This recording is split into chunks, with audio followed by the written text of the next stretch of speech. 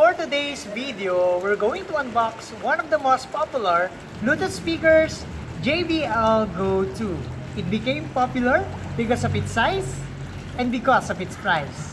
Hi guys, it's me Jess and welcome to my channel. On this vlog, pag-uusapan natin ang specifications at i-test natin kung anong meron dito kay JBL Go 2.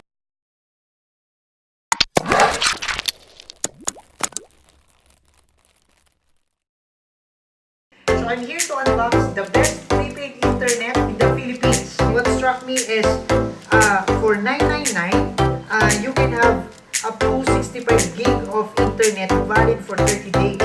Ang pinakasulit, PLDT Home Wi-Fi. Ito yung mga ports niya. Yan.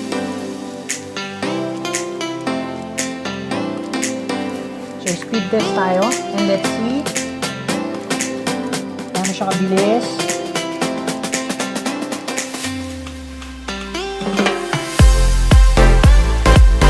Download speed, 22 Mbps and upload speed is almost 7 Mbps.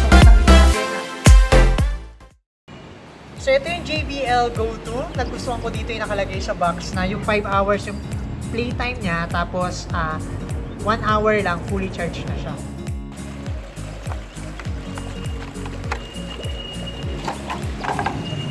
So makikita natin na meron siyang logo sa may harapan, and then meron din siya sa may likuran. And then, pag hinawakan mo siya, medyo mabigat siya kasi meron mga small pieces of metal para hindi siya tutumbahin. And then, meron din siyang apat na dot para mas firm yung kanyang stand. So, gustong-gusto ko yung grip niya. Very portable siya and then very packetable. Pwedeng-pwede mo siyang ibulsa. Nabili ko siya sa PC Express sa halagang 1,094 pesos lang. And then dito sa baba ng box ay may maliit na kahon kung saan nakalagay yung about the product, manual, and then yung USB cable. On top of it, meron tayong power button, Bluetooth pairing, volume down, volume up, and then play button. Makikita natin dito sa kanyang side na sealed yung kanyang charging port, and then kung yung device natin is hindi Bluetooth, okay lang kasi meron siyang 3.5 na port. So, bibili lang tayo ng jack. What I really like about this is IPX7 rated siya. It means waterproof. Pwede mo siyang gamitin sa swimming pool, o kaya sa dagat, o kaya pwede mo rin siyang gamitin habang nag-shower ka na hindi nagkakaroon ng aberya. Sa upper center, meron siyang light indicator na kapag nakabukas at saka kapag chino-charge. White kapag naka-open, and then red naman kapag charging. Ngayon naman, itetest naman natin ang kanyang sound quality. So, as you can see, outdoor tayo. Titingnan natin kung perfect ba siyang gamitin outside. Buksan natin. And then, i-pair natin Bluetooth. Start tayo ng pairing. So, on lang natin yung ating Bluetooth. Then, para ma-detect natin siya, we have to press yung pairing button. Then, hanapin natin from our device. Kailangan lumabas siya.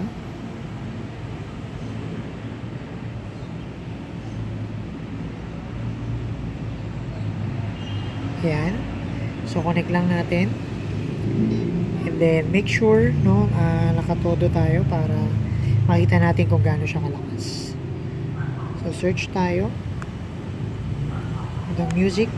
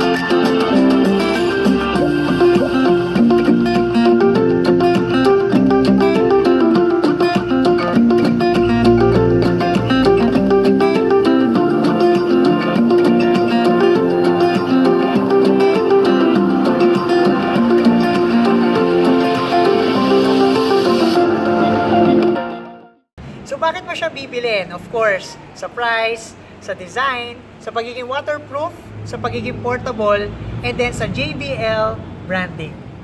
Thank you for watching, and please don't forget to subscribe and ring the bell for my next uploads.